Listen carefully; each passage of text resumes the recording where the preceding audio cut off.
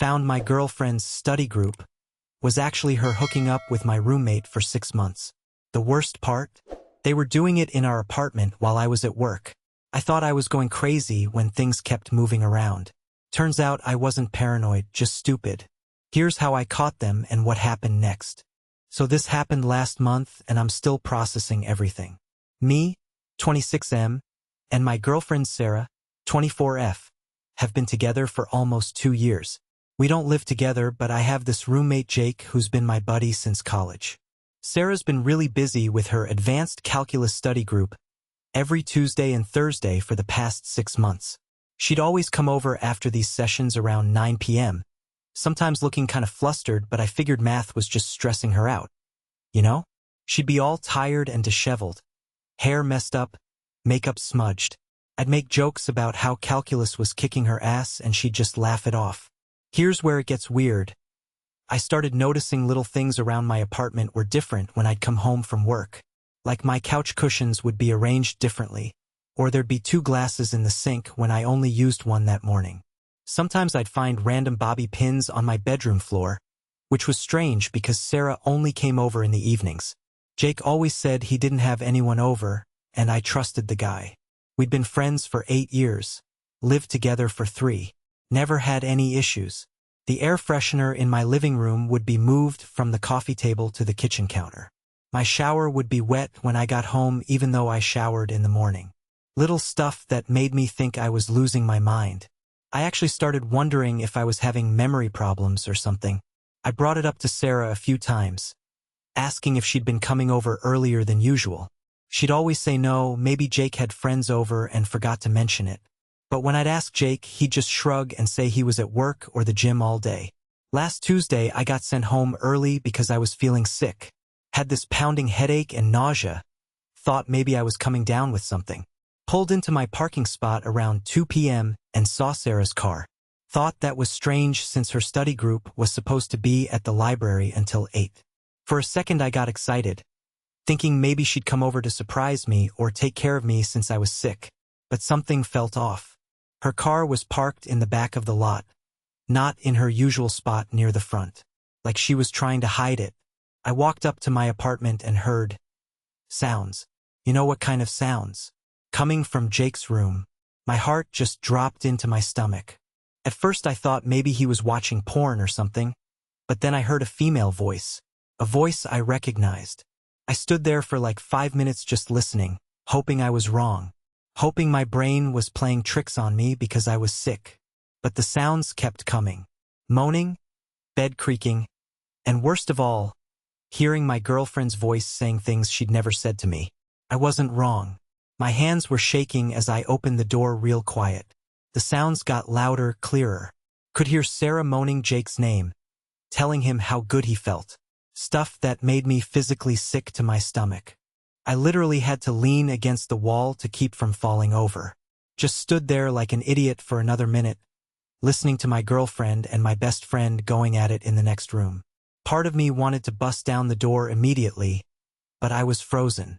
Like my brain couldn't process what was happening. Finally, I knocked on his bedroom door real loud. 3 hard knocks that echoed through the apartment.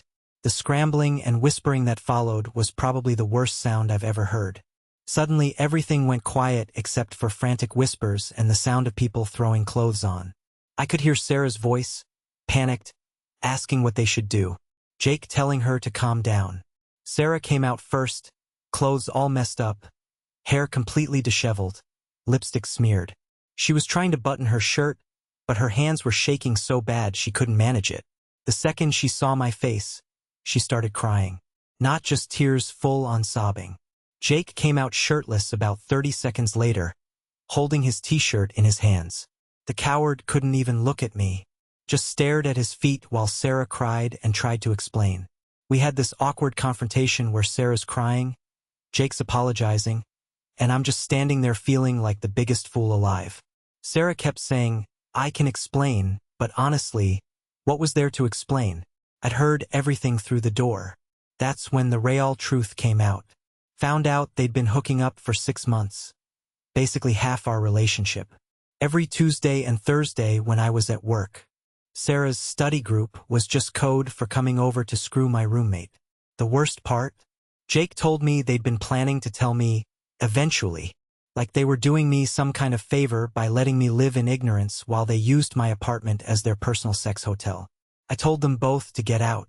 Sarah kept trying to explain, saying it just happened one day and then kept happening, that she never meant for it to go on so long. Jake just kept muttering, "I'm sorry, man," over and over like that was supposed to fix anything. I couldn't hear any of it over the ringing in my ears. Everything felt surreal, like I was watching someone else's life fall apart. Jake packed a bag and left that night. Sarah begged me to let her stay so we could talk, but I couldn't even look at her without feeling sick. Now I'm sitting here alone in this apartment wondering how I missed all the signs. The weird schedule changes, her being distant during sex, Jake acting strange around me for months, always finding excuses to leave when Sarah came over in the evenings. I feel so stupid. The more I think about it, the more obvious it becomes. Sarah used to text me constantly throughout the day, but that stopped around 6 months ago. She said she was just busy with school. Jake used to hang out with me and watch TV in the evenings, but he started spending more time in his room. Said he was tired from work. I trusted them both completely. Never even occurred to me that they might be together. Why would it? These were the two people I was closest to in the world. Anyone else been through something like this? How do you even begin to trust people again? Update 1. Holy crap. Thanks for all the support, everyone. Didn't expect this to blow up like it did. Got over 500 comments and my inbox is flooded. Reading all your stories and advice has been helping me process this whole mess. A lot of you asked for updates, so here's what's happened since. Sarah has been texting and calling nonstop for 3 weeks. I finally blocked her number yesterday after she sent me this long essay about how it just happened, and she never meant to hurt me. Like, how does something just happen for 6 months straight? How do you accidentally have an affair with your boyfriend's roommate twice a week for half a year? Her text started out apologetic but got progressively more desperate. First it was, "I'm so sorry, can we please talk?" Then it became, "You're not even giving me a chance to explain."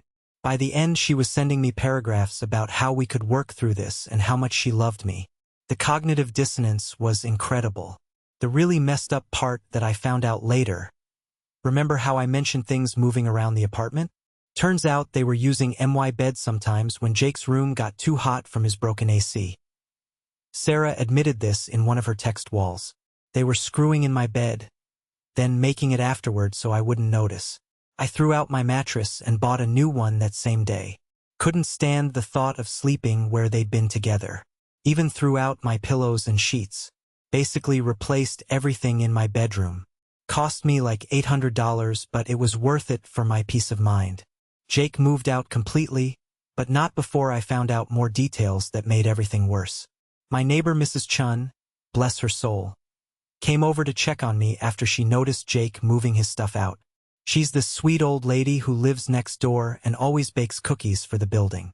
Mrs. Chun mentioned she'd seen Sarah coming over for months, during the day while I was at work. She thought it was sweet that I had such a caring girlfriend who'd come clean my apartment and take care of things while I was busy. She even commented on how Sarah always looked glowing and happy when she'd leave in the afternoons. I was not having my apartment cleaned. My apartment was being used as a cheating den. Jake left his laptop behind in his rush to move out, and like an idiot, I looked through it. Found their text conversations going back to February, right around when this all started. The stuff they wrote about me made me physically sick. They had this whole running joke about how clueless I was. Jake sent messages like, "He still doesn't suspect anything, LOL." And Sarah would respond with stuff like, "I know, right? He's so oblivious." They called me Detective Dumbass in one conversation because I'd asked Sarah why she seemed tired after her study sessions. Sarah even sent him pictures of herself in my bathroom. Selfies in my shower, poses in my bedroom while I was at work. It was like they were getting off on the deception as much as the sex itself. One conversation from April really got to me. Sarah was complaining about having to have sex with me to keep up appearances, and Jake was telling her she was such a good actress. Then they were joking about how I'd bought Sarah flowers for our anniversary while she was sleeping with him. I'm angrier now than I was when I first caught them. At least then I just felt hurt and betrayed. Reading those messages showed me they didn't just cheat. They actively enjoyed making me look like a fool. It was entertainment for them. Also changed the locks that weekend. Jake never gave me his key back, and I wasn't about to trust that he wouldn't try to come back for more stuff when I wasn't home. Found a new roommate through a friend of a friend. Guy named Marcus who seems decent enough. We had a long conversation about boundaries and expectations before he moved in. I was probably way too honest about the whole situation, but I needed to know he wasn't going to pull the same crap. Update 2. Okay, this is probably my final update unless something crazy happens. It's been 2 months since everything went down, and I thought I was finally moving on. Then last weekend happened. Sarah showed up at my apartment Saturday morning. Apparently my blocking her number wasn't enough of a hint. I was having coffee with Marcus when she started pounding on the door. Marcus looked at me like, should I answer it? And I just shook my head. She kept knocking for like 10 minutes, calling my name through the door. Finally I opened it because I was worried the neighbors would complain. She looked rough, like she hadn't been sleeping much. Dark circles under her eyes, hair stringy, wearing sweatpants and a hoodie. Not at all like the put-together person I used to know. Started this whole speech about how she made a mistake and wanted to work things out. How she'd been in therapy and realized how much she'd hurt me. How Jake was just a momentary lapse in judgment that got out of hand. Here's the kicker, she's pregnant. Says it's mine, wants to rebuild our family together.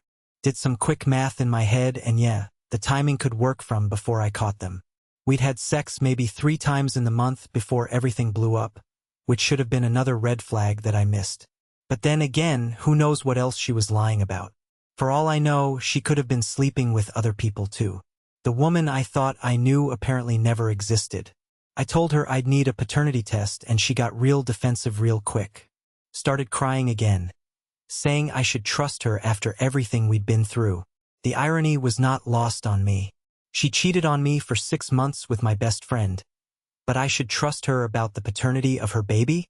She tried to guilt-trip me about abandoning my child, but I stood firm. Told her if it was mine, I'd step up and be a father, but we were done as a couple. That I'd need proof before I took any responsibility. She left after I told her I needed time to think, but not before dropping another bomb. Jake apparently ghosted her right after I kicked him out. Guess their true love wasn't so true after all.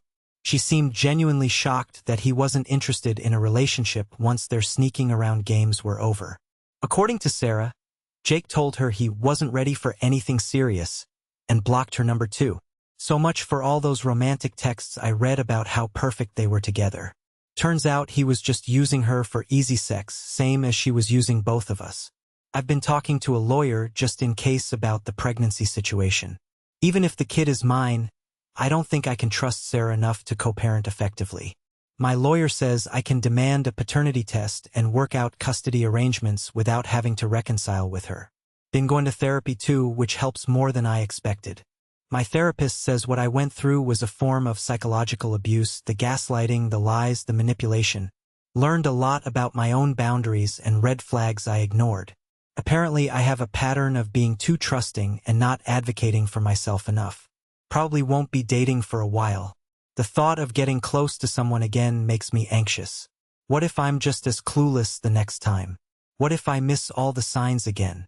Marcus has been cool about everything.